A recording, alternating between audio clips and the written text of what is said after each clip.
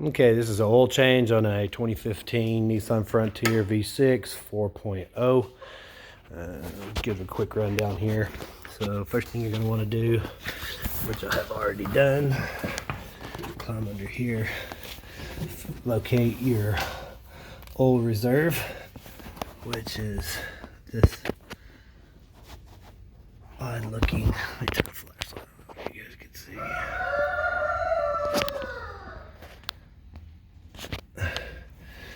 This is this right here. Should be a little oil reserve right here with a bolt in the side.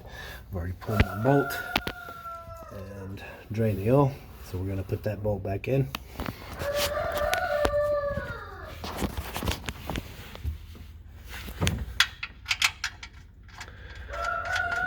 Let it drain down, takes about 5 minutes to drain.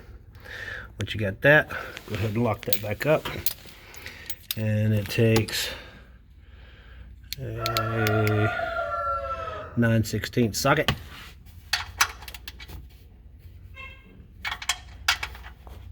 Alright, once you got that locked, you're good.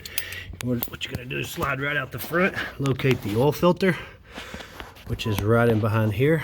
If you can see it there, it's black, says gold. To make things a little easier on you, there's a service hatch right here. We'll take these two bolts off here so that we can get our hand up in there. Also, it'll allow the oil to flow out when the oil filter is removed. Okay, here is the service hatch removed.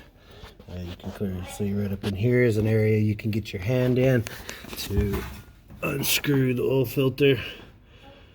This one was already pretty loose. It was just hand tied. It's not a real good idea. Oh shit. You may want to make sure you pull your oil catch up here.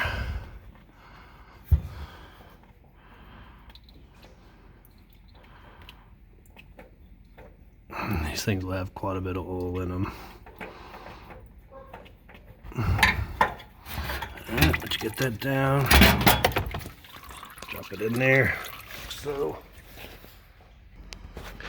here's another angle inside to where the oil filter connects at. There is actually a catch pane drain right there, a drain right there that will allow the oil to flow over the front swing arm here and drip out the bottom. Now what I like to do, take your new oil filter, get your finger in there, you know, just go like that, and then go ahead and lube it up.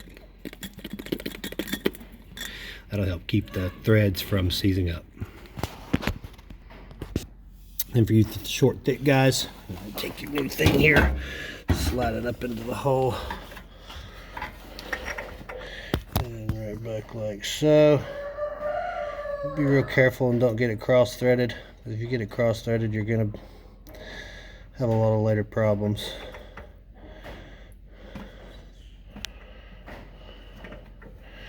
And then just run it back down. I got oil everywhere, obviously, so what I'm going to do is try to clean some of it up off the outside so I can get a pretty good grip on it, and then hand tighten the oil filter like so. And once you get that done, you want to come back here, reinstall the service hatch.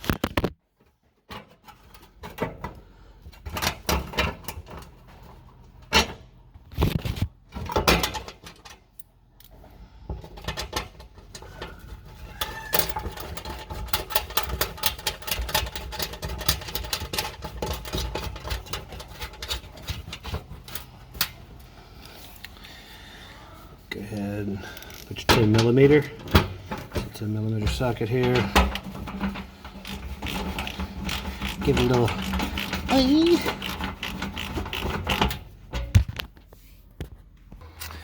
Once all that's done, you're going to come into the front right here on the top on the right hand side of the motor. You'll see a little cap, has the oil symbol here. Remove this cap. Take it off. Throw the funnel in there so we don't make any more mess than we already have, and give it a little drink.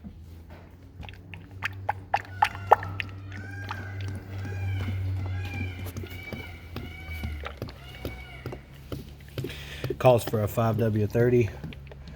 Use conventional motor oil. There's an option to use the full synthetic. You can do that if you want. Cost about an extra $5 for the 5 gallons. I chose to go with conventional oil.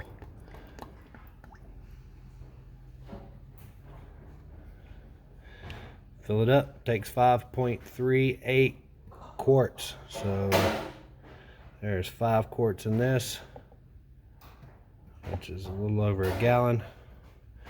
And I'll need to add 1 more quart to it, or about a half a quart to it should be good. And then put your cap back on after you're done, and you're finished.